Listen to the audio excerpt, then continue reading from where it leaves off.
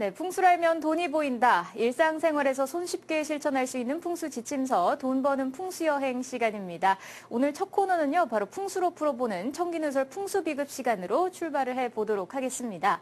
자, 오늘 이 시간에는요, 지난 시간에 이어서 음양오행설의 허와실 제3탄에 대해서 이야기 나눠보도록 하겠습니다.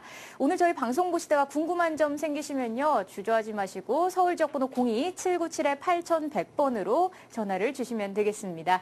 자, 오늘도 함께 해주실 분 소개해드릴게요. 동양미래 예측학 박사, 소재학 박사 자리해 주셨습니다. 안녕하세요. 안녕하세요. 반갑습니다. 네, 반갑습니다. 한 주간 잘 지내셨죠? 네, 어떻게 건강하게 잘 지내셨습니까? 아유, 그럼요. 그동안 더 이쁘고 아름다워진 것 같습니다. 아유, 감사합니다. 믹서부터 좀 하고. 아, 네. 자, 저희 일단 오늘 음양오행설 지금까지 2번 이야기를 들었었어요. 그렇죠. 이제 3번째 시간이잖아요. 앞에는 음양오행설 중에서 음양을 주로 얘기했고 네. 이제는 오행을 얘기할 겁니다. 오. 음양오행설이 음양설과 오행설이 만나서 이루어졌다고 했죠. 근데 여기가 이제 지난 시간하고 2번 강의를 들으시면서 얼마 전에도 아는 분하고 아침에 문자도 오긴 했던 것을 보니까 네네. 이제 새롭게 제대로 봤다고.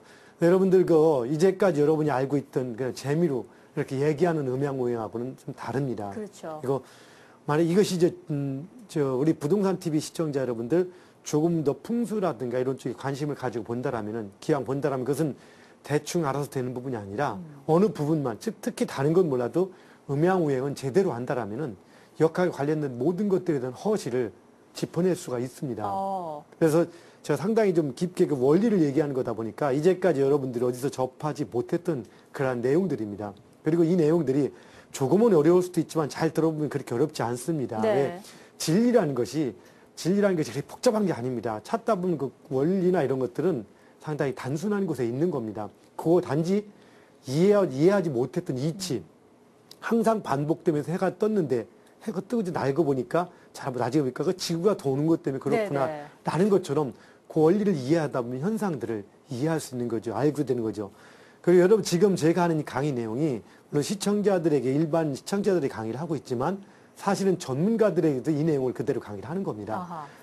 지금 학사 과정에도 이런 과정들이 있는데 학사 과정에서도 이런 내용을 강의를 하고 심지어는 석박사 과정, 박사 과정에서도 이런 내용들을 강의하면서 이제까지 우리가 이제 음양오행설이 이렇게 어떤 신비에 물들어 있다 보니까 깊은 원리는 밝혀지지 않고 그냥 쏘기만 했던 겁니다. 그것들을 찾아서 밝히는 역할을 해 나가고 있습니다. 자, 그래서 이 내용을 잘 들으시면은 여러분들은 혹시 뭐 철학이나 이런 거 한다고 생각하는 주변의 분보다 음양오행에 대해서는 좀 더 정확히 알게 되고 그러면은 그분들이 여러분들이 조언해주거나 얘기해줄 때 이거는 잘못된 거구나라는 것을 알 수가 있습니다. 네. 아울러 음양오행 자체만 정확히 알아도 이 자체가 하나의 흐름인 겁니다. 봄, 여름, 가을, 겨울의 흐름일 때 우리가 지금 이 계절이 뭐라는 걸 안다라면 우리는 다음 계절을 알 수가 있습니다. 시청자 여러분, 지금 이제 추석도 지났고 이제 가을 기운이 막 냄새가 날려다 물씬 왔다 갔다 하는 이 시기 계절이 어딥니까? 지금 초가을이죠. 네네. 이걸 아는 순간 우리는 뭘 합니까? 앞으로 날이 어떻게 된다? 더 추워진다. 그렇죠. 가을은 곡식이 더 익어간다. 이런 것들을 알 수 있는 겁니다. 그래서 지금 며칠 날이 좀 더워지기도 합니다. 지금 날이 더워진다고 시청자 여러분들 가서 혹시 백화점 가서 반팔 옷 준비합니까? 안 하죠. 안 하죠. 왜? 지금 날이 더워지는 것은 잠시 더워지는 거지 계속 더워지는 게 아닌 겁니다. 우리는 그걸 알기 때문에 준비하지 않는 겁니다. 근데 계절의 변화를 모르는 외국인이라면은 그럴 수도 있습니다. 바로 이렇듯이 우리가 이 계절의 변화를 안다는 것. 그럼 지금 잠시 더워지고 이런 작은 변화가 있을지라도 큰 흐름에서 지금 이 가을이라는 걸 안다면은 우리는 어떤 걸 준비합니까? 이제는 겨울옷을 준비하는 거예요. 그리고 이제는 농사 질 때도 결실을 준비하는 겁니다. 음양오행이 바로 이러한 원리가 되는 겁니다. 그래서 지금 계절이 이제 우리 가을을 오행으로 얘기한다면은 우리가 금이라고 표현합니다. 네. 그래서 숙살지기 가을 하늘 이렇게 얘기하는데 바로 오행의 금의 시기에 있다? 그러면 가을에 있다는 겁니다. 그럼 어떤 사람이 가을에 있다는 것은 지금 풍요롭다는 겁니까? 아니면 지금 힘들다는 겁니까? 가을은 풍요로운 거죠. 풍요로운 거죠. 네. 그 사람은 풍요로움을 누리는 겁니다. 영원히 계속 가느냐? 그건 아닌 겁니다. 근데 지금 풍요로움을 누려야 되는데 지금 미리 현명하게 준비한다고 새로운 투자를 합니다. 다음에 오는 계절이 뭐죠? 가을 다음에?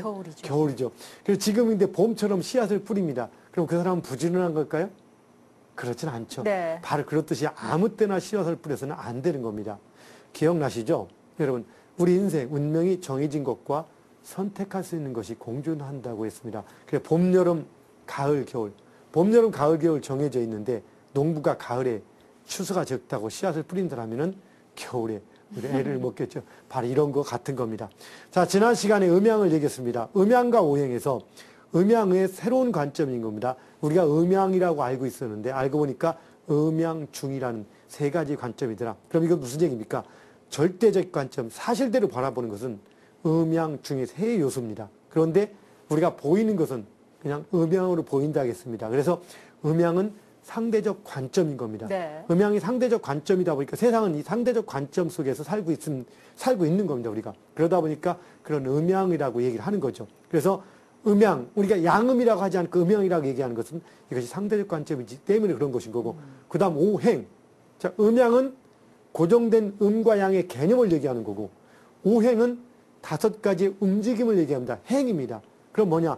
음양은 어떤 고정된 관념, 오행은 움직이는 것, 즉 절대적인 법칙, 원리를 얘기하는 겁니다. 네. 즉 지구가 도는 움직임, 이 자체는 어떻게 보면 오행일 수 있는 거고, 오행의 흐름이고, 그 다음에 해가 뜨거지는 걸 보이는 것, 이게 또 음양이 쓰는 겁니다. 그래서 음양과 오행을 얘기할 때 그렇게 되겠습니다. 음양은 세상의 이치고, 오행은 뭐 5가지 무슨 사물들이다, 뭐 원소다라고 얘기하는데 그건 아닌데 이제 그렇게 표현을 하기도 합니다. 음양, 오행은 아까처럼 규칙적인 측면도 있고, 그 다음에 철학적인 의미와 여러 가지 의미들이 신비주의까지 가미돼서 뭐 문학이나 모든 거에 대상이 돼 있고 설명 체계가 돼 있다 보니까 많이 재미도 있지만 황당한 내용도 많이 있는 네. 겁니다. 그런데 우리가 규칙으로 활용하기 위해서는 어떻게 해야 된다? 정리를 해서 학문적인 것들을 찾아가야 된다는 겁니다. 그래서 우리가 지난 시간에 음양을 얘기했죠. 자, 잠깐만 한번 봅시다. 밑에 화면을 한번 보면은 여기에 지난 시간에 했던 이름, 일양이라는 겁니다. 주역 개사전, 우리가 주역이 나오는 개사전 유명한 구절, 이름, 일양, 지위도, 한 번 음하고 한 번 양하는 것이 도다라고 이런 얘기가 있습니다. 이거에서 모든 것이 시작됐다고 했고요. 그 다음에 동중서라고 또 한나라 때 나오죠. 천지지상, 천지에 항상 되는 법칙은 이름, 일양이다 라고 하는 구절, 이런 것들이 결국에는 음양에 대한 가장 기본적인 그 역사적 어떤 고증학적 단초가 되는데, 결국에는 해가 뜨고 지는 것에 의해서 해가 뜰 때의 현상, 해가 질 때의 현상, 이런 현상들을 표현하는 것이 음양이라고 했습니다. 그래서 네. 여기 지금 태양을 기준으로 해가 떠 있는 쪽, 이쪽이 낮에 해당이 되는 거고, 그 다음에 해가 진 쪽이 음에 대해서 이게 음양의 기본적인 발상의 개념이라겠습니다. 함축적인 의미가 되기도 하죠. 자, 근데 이것은 이제 오행입니다. 본격적으로 이제 오늘부터는 이제 오행에 대해서 얘기를 합니다. 오행은 여기 보시면 알겠지만, 자, 목, 화, 토, 금, 수. 이 5가지가, 목, 화, 토, 금, 수 이 5가지가 서로 상생, 상극을 한다는 그런 관점을 가지고 있습니다. 네. 그 우리가 이제 일반적으로 알고 있는 오행의 개념을 얘기를 합시다. 오행은 누구나 얘기를 합니다. 목이 자 화를 생한다. 화는 토를 생한다. 토는 금을 생한다. 금은 수를 생한다. 이것들이 일반적으로 알고 있는 오행의 개념이 실제 그건 사실입니다.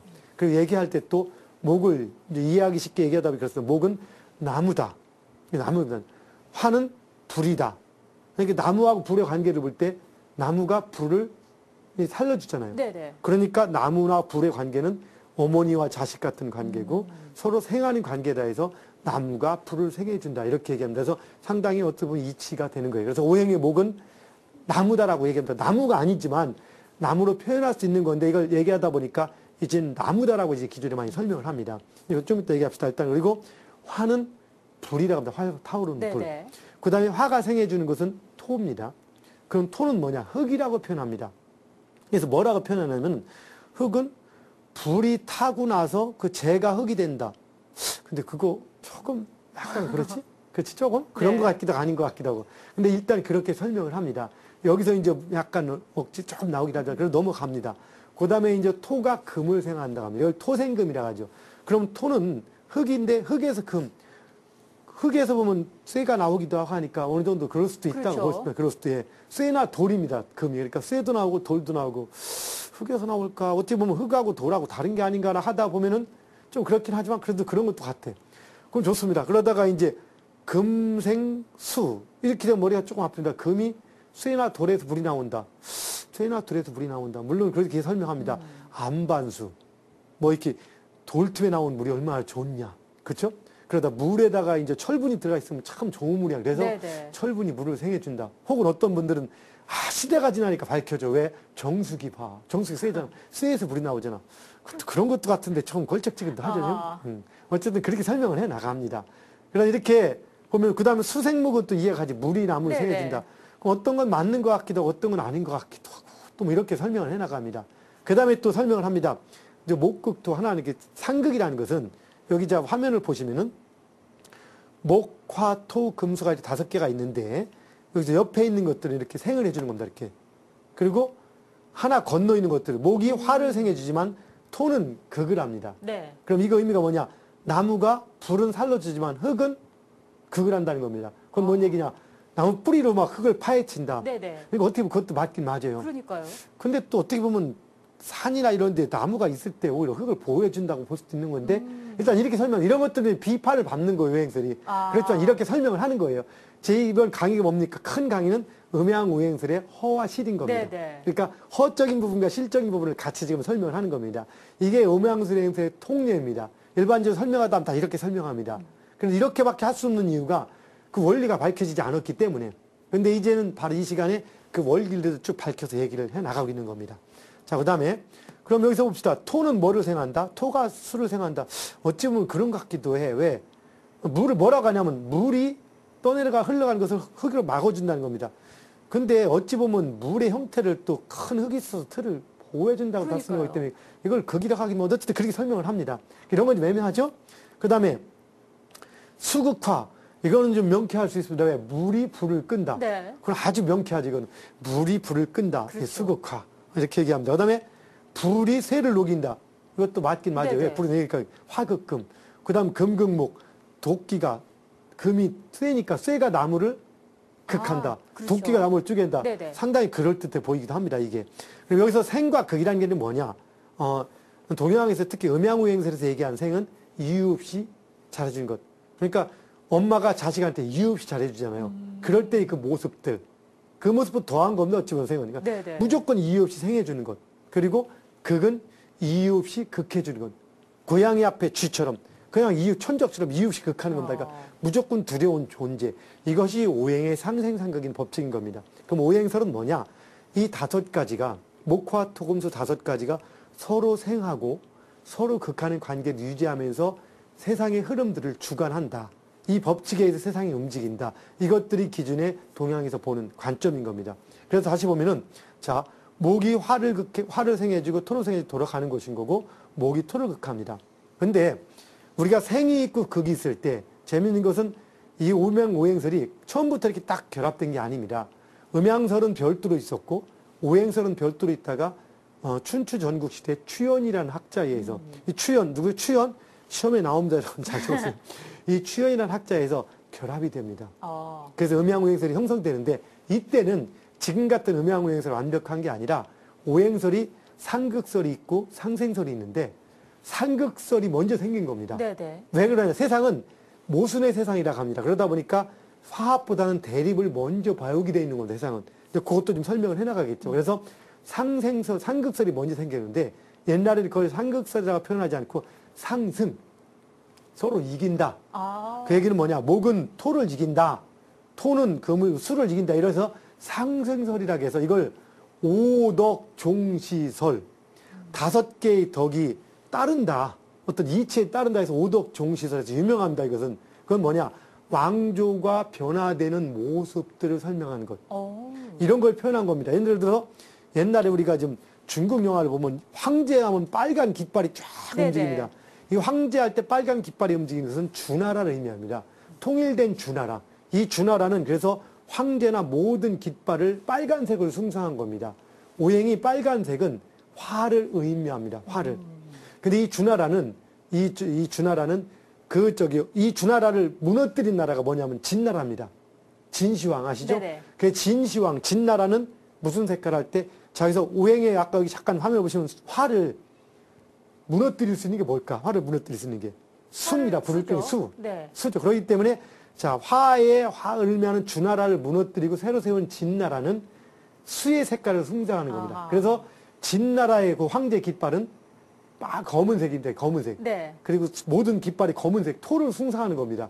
이게 오독 종시대 하늘이 어떻게 얘기냐? 하늘이 이제 이게 주나라가 무너질 때쯤에 하늘이 검은색 기운을 내보내면서 하늘의 뜻을 비친다. 그리고 주나라 임금이 검은색의 기운, 오행 수의 기운을 얻어서 화의 기운을 가진 주나라를 무너뜨려서 된 것이. 그래서 주나라는 하늘의 뜻을 받고 진나라 하늘의 뜻을 받아서 나라를 일으킨 거기 때문에 백성들은 따라야 돼, 안 따라야 돼? 따라야죠. 이 명분을 준 거예요. 네. 그럼 진나라를 무너뜨린 한나라는 무슨 색깔일까? 이 수를 극하는 게 토입니다. 네. 토로다 보니까 토의 색깔. 그래서 뭐냐? 노란색이요. 예, 진나라가 무너질 때쯤에서 땅강아지가 나온 다음, 이 땅을 의미하거든, 토가. 네. 그 땅강아지와 나오고 노란 깃발들이 나온 다음에서 그다음부터 노란 깃발을 숭상한다. 이렇게 변해갑니다. 그러다가 후에 한나라 중반쯤에서 동중서라는 사람이 상생서를 다시 만들어냈습니다. 이거 영향을 받아서 한나라 후반때 가서는 유흥이라는 사람들이 이제 상생에서 다시 국가가 변한다. 네네. 그 다음에 이제까지 상급으로 가는데 좀 모양새 그러니까 그 다음에는 야, 이제 수가 있을 때가 아니고 수를 극하는 토가 아니라 토인데 토를 극하는 목이 아니라 토가 낳은 금. 이제는 금으로 나라가 변한다. 또 이런 식으로 변해가서 오독종신을 바꿉니다. 이렇게 하면서 이 음양우행설은 하나의 왕조가 생기고 없어지고 그런 역할도 하고 그 역할들을 많이 한 겁니다. 네. 그럼 여기서 많이 여러 가지가 움직여가는 거예요. 그런데 여기서 이제 중요한 게 하나 있는데 다시 한번 봅시다. 상생과 상극이라는 말을 한번 봅시다. 여기서 이제 보통 사람들이 이렇게 얘기합니다. 상생하면서 이렇게 얘기를 했는데 이제 학자들이 주장합니다. 뭐 저도 그런 것들을 얘기했지만 일부 학자들이 야 세상 모든 것은 오행은 5가지 이루어졌고 상생한다는데 계절이 몇 개죠? 4개죠. 봄 4개죠. 네. 계절 4개잖아. 말이 안 되네? 그죠? 그 다음에 방향도 몇 개야? 동서남북 4개죠. 4개잖아. 말이 안 되네라고 주장합니다. 그러니까 오행설 말이 안 되잖아. 네. 그러니까 오행설 학자가 또 어떻게 주장하냐면 가만히 머리를 쓰다가 야, 토는 그 여름과 가을 사이에 들어간다. 근데 여름과 가을 사이에 들어가서 장하라고 이게 여름과 가을 사이에 습한 계절이 이게 토의 네네. 계절이라 실제 해요. 그러고 해놓고 딱 보니까 그러면 계절이 뭐가 좀 안 맞아. 여름만 길잖아. 그러니까 나중에 또 어떡하냐. 계절과 계절 사이 집어넣는다 얘기를 합니다. 그 다음에 방향은 어떡하냐. 동서남북에다가 중앙에 토를 집어넣는다 해서 중앙토라고 표현합니다. 그럼 오방 맞지 않냐. 오방이라 합니다. 오방. 동서남북 중앙. 또 저도 주장합니다. 학자들이 주장합니다. 야, 그러면 동서남북 4개하고 가운데 있는 거하고는 얘기 다르잖아. 네네. 그러면 이건 사행 플러스 토라가 해야 되지 오행이라고 말이 안 맞잖아. 이게 음양우행설 모순이야. 이러니까 이제까지 아무도 얘기를 못 합니다. 왜 이 얘기를 할 수가 없어요. 그런 것 같은데 오행설이라고 누가 써긴 썼지 말은 안 되니까 머리 아픈 겁니다. 그러나 뭐라 합니까? 그냥 음양우행은 과학적이야. 말 딱 자기들끼리 과학적이라고 하고 이렇게 물어보면 답변을 못 합니다. 안 합니다. 왜 할 수가 없거든. 근데도 존재했던 이유가 왜 존재했냐? 이런 것들이 존재했던 이유는 동양하게 그 공부하는 방법 중에서 네. 자, 10번 읽어야 이해 안 되면 100번 천독해라, 만독해라 이런 얘기가 있습니다. 그러니까 논어고 맹작 옛날 사람들 공부하는 방법이 잘 모르면 그냥 외우는 겁니다. 수없이 외우다 어느 순간에 그 체제가 딱 들어옵니다. 그럼 진리처럼 받아들입니다. 사실은 음양우행을 처음에 공부할 때 아까 또 이런 모순들과 또 한 가지 봅시다. 아까 얘기했듯이 자, 쇠나 돌에서 물이 나와. 금생수 말이 이상하잖아요. 네네. 자 봅시다. 물이 나올 때 땅만 파면 땅 파면 물 나옵니까? 돌 떠들면 물 많이 나옵니까? 땅이 더 많이 네. 나오니까 그러면 토생수라가 해야 되지. 아니면 하늘에서 물이 떨어지니까 수라든지 이건 말이 안 되잖아요. 바로 이런 모순들에 대해서 이제 질문합니다. 서서히 학자들이 모순. 그러니까 갑자기 답이 좀 안 나와. 그러니까 이제 말을 막 만들어가는 겁니다. 그래서 저도 이제 물어봅니다. 도끼가 나무를 쪼갠다. 참 그럴듯해 보입니다. 근데 나무한테 물어봅시다. 나무야. 도끼가 무서울까? 산불이 무서울까? 뭐가 무서울까? 산불이 무섭잖아. 네. 극은 절대적인 관계를 의미하는데 산불이든 나무한테 절대적인 관계. 그렇다면 화극목이라고 해야 되지. 이런 모순들을 막 제거합니다. 사람들이. 그러면서 어떤 사람들 그럽니다. 상당히 많은 사람들은 몇천 년 동안 미신의 본거지. 네. 아주 미신을 낳은 게 음양우행이다. 그래서 추연과 동중서, 유흠유양 이런 학자들을 전부 다 막 저기해야 된다까지 이런 얘기까지 할 정도로 하면서 음양우행설은 수천 년 동안 미신을 낳은 본거지다. 이게 막 섞여서 두 가지가 양대 대립이 됩니다. 그러면서도 불구하고 사람들은 신비주의와 또 이런 것들을 알지 못하는 것에 대해 두려움이 있고 하다 보니까 음양우행설이 꾸준히 힘을 가지고 온 겁니다. 그러다가 진시황이 한번 뭐라 했습니까? 유학자들 전부 다 딱 그거 보다가 땅을 파고서 묻어버렸죠. 네. 그리고서 거기다가 책도 다 불태우고 분석객이 그 유명합니다. 모든 책을 다 불태우다시피 했습니다. 이때 음양오행설 책은 불 태웠을까 안 태웠을까? 안 태웠을 것 같아요. 빙고. 이야, 대단하시죠. 역시. 왜 안 태웠을까? 사실은 네. 유학이나 이런 것들은 쓸데없이 뭘 한다 해서 태웠는데 음양오행 책은 두 가지입니다. 첫째, 명분은 농사들 때, 농민들 농사 질 때 쓸 수 있는 실용학문이다. 그 다음에 이제 그 실제 소각 사정은 또 한 가지가 있습니다. 네네. 음양오행이나 이런 것들, 그리고 또 주역이라는 것이 있는데 이 주역들도 나름대로 인정을 받았던 것들이 뭐냐. 거기 내용들은 주역은 점치는 책입니다. 그야말로. 근데 인정을 받았던 건 뭐냐. 이런 것들이 우리가 동양은 유가, 불가, 도가가 이렇게 움직였어요.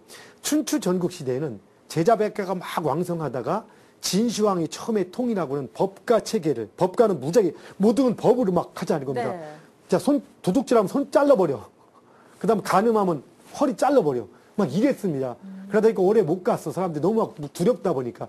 그래서 진나라 무너뜨린 한나라는 이제 편안하게 하면서 참 사람들 그 법을 좀 부드럽게 해나갑니다. 네네. 그러면서 이제 뭐를 할까 이렇게 정리하다가 이때 이제 통치 체계를 잡은 것이 유학인 겁니다. 그래서 그때부터 유가가 이제 큰 틀을 잡았는데 그래서 동양은 항상 정치가 안정될 때는 유학, 그리고 정치가 무너지고 뭐 할 때는 이제 도가. 네. 그러다 나중에 이제 불교가 들어옵니다. 불가. 그래서 합해서 도가가 불교가 들어와서 같이 합쳐서 움직이고 이런 흐름을 가졌습니다. 이렇게 하면서 왔다 갔다 하는 틀 속에서 한 가지는 유학은 큰 틀의 흐름을 갖지만 철학적인 배경은 조금 약하긴 합니다. 그래서 이런 철학적 배경이라든가 또한 이제 유학을 숭상하면서도 이들이 모든 걸 설명하지 못하는데 백성들에게 내 하늘의 의미를 부여받, 내가 아까 오독통일설처럼 황제한테 굴복을 시키게 해야 되니까. 네. 뭐냐니까 하늘에 나를 낳은 사람들, 우리 조상부터 이걸 하기 위해서 이거의 명분성을 갖기 위해서 음양오행석을 사람들이 높인 겁니다. 그래서 음양오행석은 큰 역할을 해오면서 하고다가 한때는 또 미신으로 돼갖고 막 이렇게 하다가 동준서 같은 사람이 하면 또 정리를 해서 딱 정리시킵니다. 그 다음에 또 미신으로다 또 정리합니다. 현대에도 미신으로다가 또 어떤 학자 하나가 석하 소진학 박사 같은 학자가 다시 정리하면서 음양도 새롭게 정리해서 미시적 요소를 지금 바꾸는 역할을 하고 있는 겁니다. 자, 그럼 여기서 뭐냐? 중요한 게 들어갑니다. 바로 몇 가지 문제가 공격을 받은 게 뭐냐?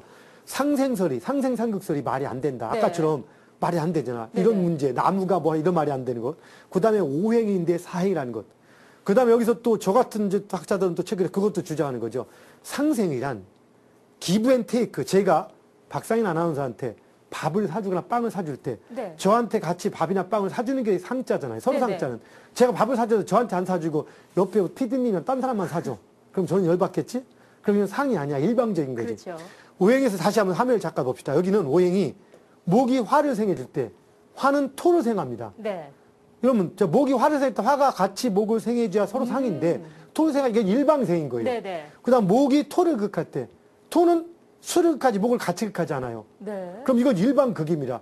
근데 상생이라고 하자. 보통은 목화를 상생, 목금을 상극 부릅니다. 그럼 여기서 벌써 모순이 생기는 겁니다. 이러다 보니까 또 비평을 받는데 이런 걸 얘기하면 아무 얘기도 못하고 그냥 가만히 있습니다. 이게 기준이 학자들인 겁니다.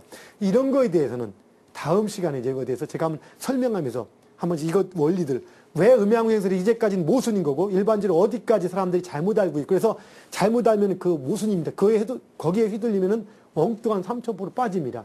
근데 역학자들이 이렇게 한 사람도 많다 보니까 다 삼천포 빠진 사람이 많은 겁니다. 네. 그래서 시청자 여러분들은 이 강의만 제대로 들으면 그분보다 더 정확하게 음양 이치를 알게 되고 이것만 가지고도 여러분 삶에 지혜롭게 윤택하게 꾸려갈 수 있습니다. 다음 시간 기대해 보세요. 감사합니다. 네, 고맙습니다. 자, 오늘 본격적으로 이렇게 음양 오행설 중에서 오행에 대해서 자세하게 한번 배워봤습니다. 말씀 들으신 것처럼 이 음양 오행만 잘 알면 역학과 관련된 허와시를 제대로 짚어낼 수 있을 것 같은데요. 말씀 들으신 것처럼 다음 주에도 저희 계속해서 이와 관련된 강의 이어지니까요. 끝까지 또 많은 시청 부탁드리겠습니다. 오늘도 좋은 말씀 들려주신 소지학 박사님 수고하셨습니다. 고맙습니다. 고맙습니다. 네, 이렇게 해서 오늘 역시도 지난주에 이어서 음양오행설 허와 실에 대해서 자세하게 이야기 나눠봤습니다.